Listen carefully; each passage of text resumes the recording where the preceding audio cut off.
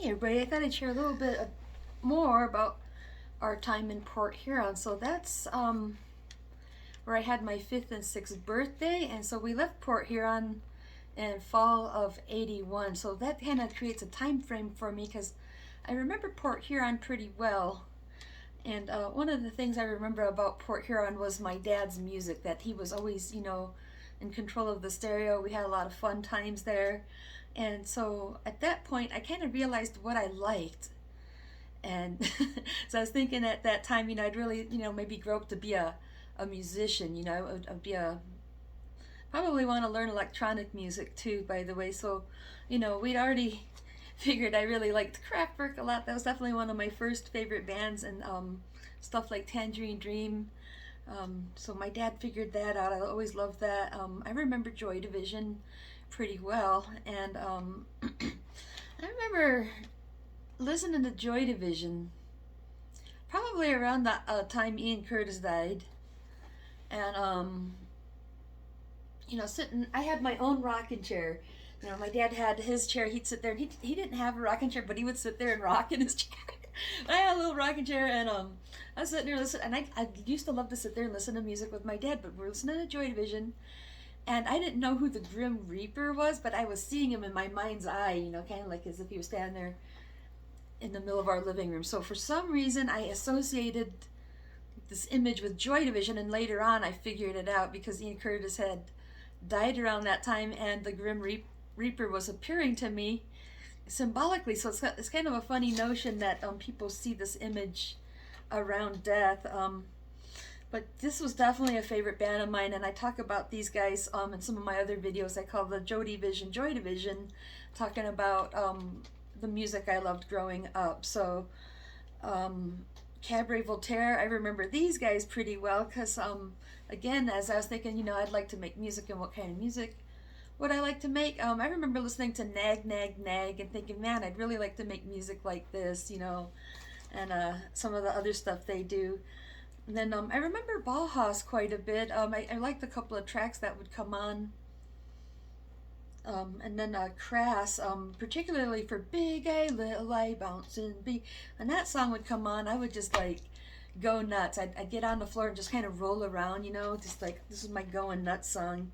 That used to drive my dad's friend Kelly crazy. He kind of hated having to babysit me. So he I think he played that song one time and he got really upset because I was going crazy. It's like, Jody, calm down.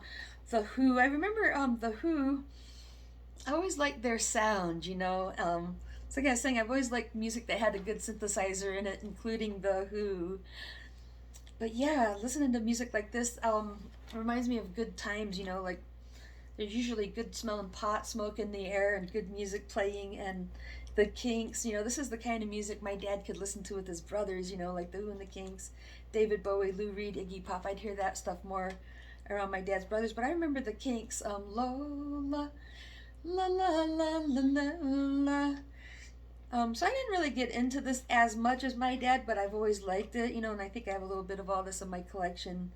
David Bowie was a big one. He's always just had a good solid sound in my opinion. And then Lou Reed and Iggy Pop. I remember hearing Iggy Pop quite a bit. Like, I always liked that song, like Nightclubbin' and Fun Time. And just kind of an odd little memory, my dad was listening to Are You Ready? Yeah, we're ready! Are you ready to knock them down? And we're over at somebody's house that lived down the street on the corner there on their porch, and it was like raining out, and I could hear my dad's music, and the kids were kind of yelling and pushing this hamper back and forth, and this is where you gotta wonder if I have a mental condition, because like all of a sudden I just like grabbed I think I had on a raincoat and a rain hat, and I just grabbed that hat and pulled it down, and I started yelling, "Swallow! Manic! Disco!" And I don't know, I just concocted this strange little phrase and shouted it a few times, and somebody's like, "Jody, settle down!"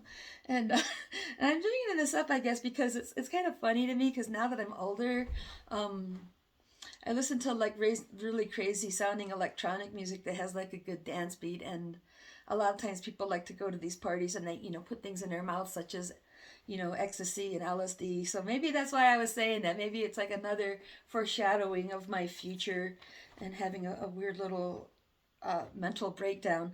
And I remember stuff like John Cale, like bum, ba-dum, ba-dum, ba-da, let's go, let's go to Moscow.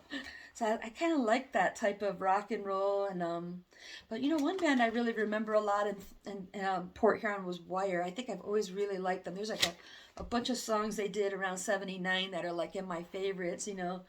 Like there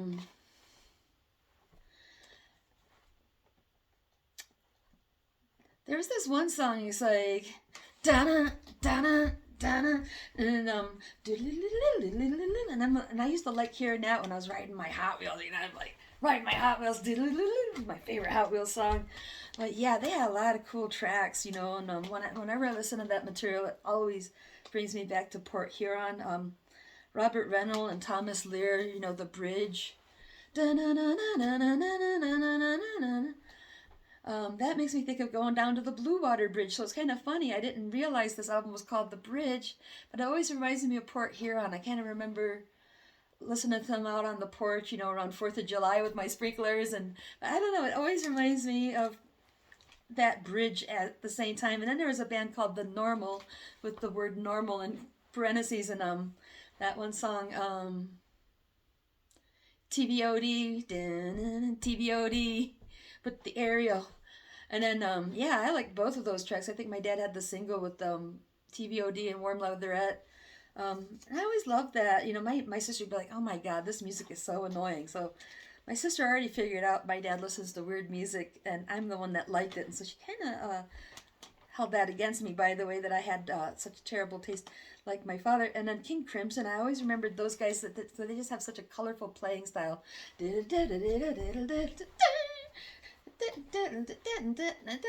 Just really cool stuff there. I always remember stuff like Para Ubu, like 20 Seconds Over Tokyo, kind of like this band. B-52s, I remember we used to listen to the Rock Lobster every time we were going to the beach. That was our going to the beach song. That's how you knew we were getting ready. So we used to go to the beach, and so we lived at the bottom of Lake Huron, and you could see the Blue Water Bridge over there. Some of my best memories. I remember my dad listening to the Stranglers quite a bit, and there were certain tracks I always really liked. Now, Elvis Costello, he was a fan of Elvis Costello, so I had the understanding there are two Elvises. There's Elvis Presley, there's Elvis Costello. I remember Devo, especially their version of I Can't Get No, da-na-na-na-na, Can't Get No. Their version was da-na-na-na-na or something. And then of course, my parents listened to the Beatles. That was definitely my dad's first. So like some of the stuff isn't always my favorite. Like I was more like electronic industrial. So like if I could make a playlist for when I was going into kindergarten, like my favorite music at that time in my life, it would include a lot of this material here. But it was just funny, when my parents would listen to the Beatles, they'd usually end up going upstairs to hump, And so this is kind of a funny part of my life memories, is discovering what humping is. Because one time I walked in on my parents, and they were like, get out of here, So I asked my sister,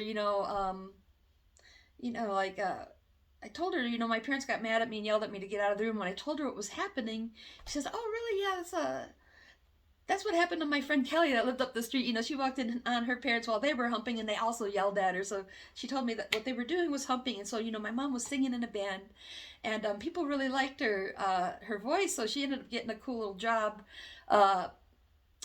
playing in a bar somewhere. So they were at a house band someplace in Wisconsin or something. And then like she got another job and got called off to Minnesota, and so my dad was getting off the phone with her and going, I really miss your mother so much. I can't wait to see her again. And when I see her, I'm going to hug her and kiss her and hug her and kiss her. And I said, are you going to hump her too? And he goes, Jody, don't say that, Well, that's where I learned it. I walked in on them. My sister taught me the vocabulary. See, I didn't know what humping is. I didn't know what they were really doing. I just thought it was playing. But it's just a funny part of my life how I discovered what humping is. But yeah, at the end of the day, my dad had his little music scene, and we were listening to a lot of music like this. And then my mom was going up and singing in a band. And so, anyways, I would say this is the point in my life where I kind of and it's unfortunate that I've put it on the back burner for so many years. But the reason I'm sharing this is I'd really like to uh, actually make that an endeavor. So I will definitely put in time trying to write music and make music. And I'm sharing this part of my life because I really am very thankful that I had a father who knew about all this music. So thank you very much. And I will be sharing more in the next video about the journey from Michigan to Florida. You guys have fun. I'll talk to you then.